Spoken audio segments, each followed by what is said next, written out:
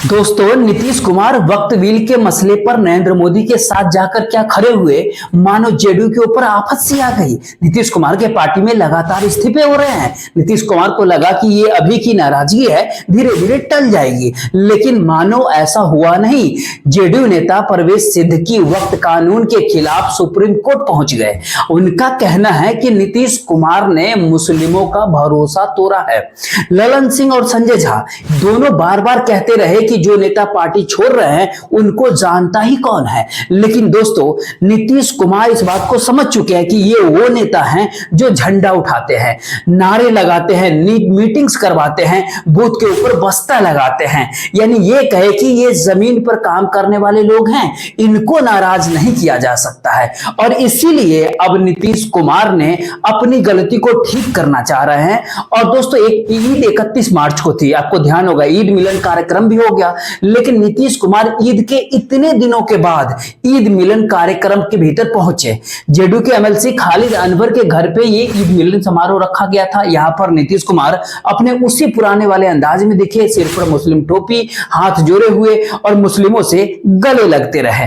क्योंकि बीजेपी भले ही मुस्लिम वोटों का परवाह नहीं करती है, लेकिन नीतीश कुमार तो मजे हुए खिलाड़ी है। वो जानते हैं कि 20 साल से बिहार के सत्ता पर केवल पलटी मारने से नहीं, बल्कि इन्हीं मुस्लिम वोटर के दम पे कुर्सी पर लगातार 20 साल से बने हुए हैं। बिहार में 18% मुस्लिम वोटर्स हैं। जिस जाति के वोट 2 या 3% के आसपास भी हो, राजनीतिक लोग तो उसको भी नाराज नहीं करते। यहाँ तो 18% वोट का मामला है, जिनका असर करीब करीब बिहार के 47 विधानसभा सीटों पर है। जिताने हराने की पूरी मादा रखते हैं, तो फिर भला नीतीश कुमार क्यों भला मुस्लिम को नहीं साधेंगे, क्यों मुस्लिम को नाराज करेंगे। नीतीश कुमार को अच्छे से पता है कि भारतीय जनता पार्टी नीतीश कुमार को निपटाना चाहती है। नीतीश को पता है कि बीजेपी जेडीयू को हाईजैक करना चाहती है। उनकी तो करीबी नेता ललन सिंह और संजय झा बीजेपी दरबार के सामने नतमस्तक हो चुके हैं, लेकिन भला नीतीश कुमार कुर्सी के सामने मजबूर है साहब।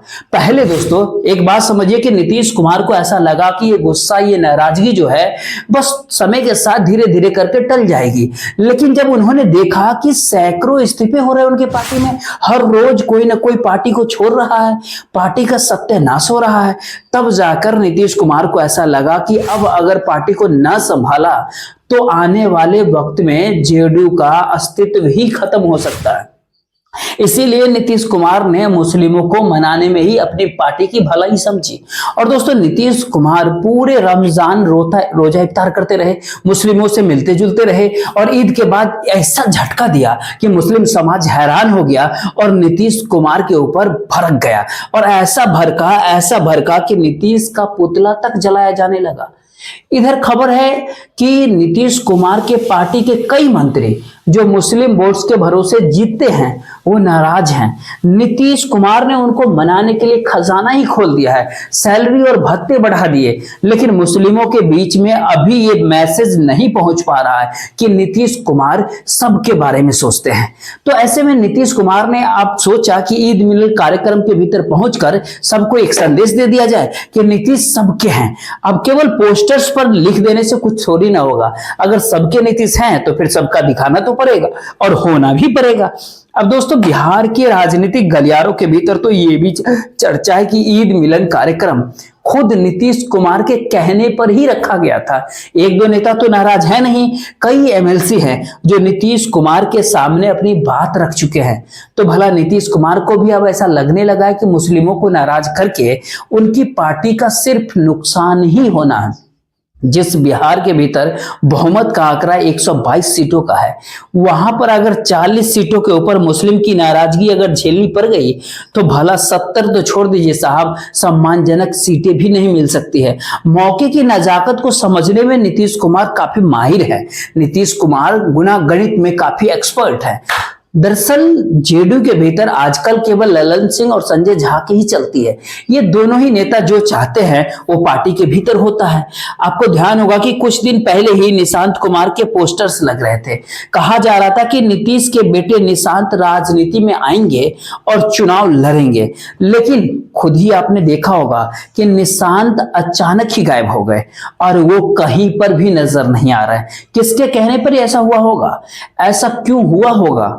दोस्तों आपको पता है, राजनीति को संकेतों से देखा जाता है और कहा जाता है कि राजनीतिक इशारों को जो लोग ना समझे तो वह कुछ भी हो सकता है, लेकिन नेता नहीं हो सकता वो। कुछ दिन पहले की बात है कि भारतीय जनता पार्टी के विधायक होते हैं कृष्ण कुमार मंडल, जो अब मंत्री भी हैं और कुर्मी समाज से आते भी हैं। उन्होंने कुर्मी महासम्मेलन का आयोजन किया था, लेकिन उस कार्यक्रम के भीतर नीतीश कुमार नहीं पहुंचे थे, क्योंकि भारतीय जनता पार्टी की नजर नीतीश कुमार के कुर्मी वोटर पे है और नीतीश कुमार खुद इस बात को जानते समझते हैं। और नीतीश कुमार को ऐसा लगने लगा है कि बीजेपी की कोशिश बिहार के भीतर सिंधे वाला एपिसोड दोहराने की है।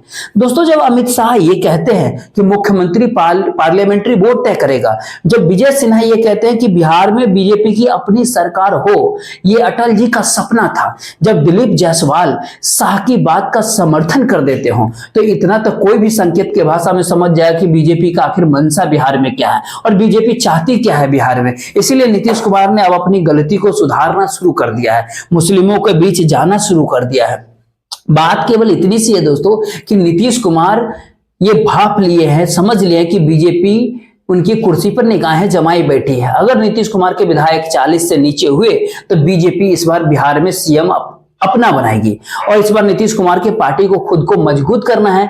नीतीश कुमार कुर्सी को छोड़ना नहीं चाहते हैं तो मुस्लिमों के साथ तो जाना पड़ेगा। भला नीतीश कुमार जैसे मुस्लिमों के चौखट पे जाना, हाथ जोड़ना, मुस्लिम टोपी पहनना, क्या नीतीश कुमार को सत्ता के संजीवनी फिर से बिहार में 2025 के बिहार विधानसभा चुनाव में दे पाएगा, या फिर नीतीश बाबू के खिलाफ जो नाराजगी है क्या वो और बड़ा नुकसान करेगी?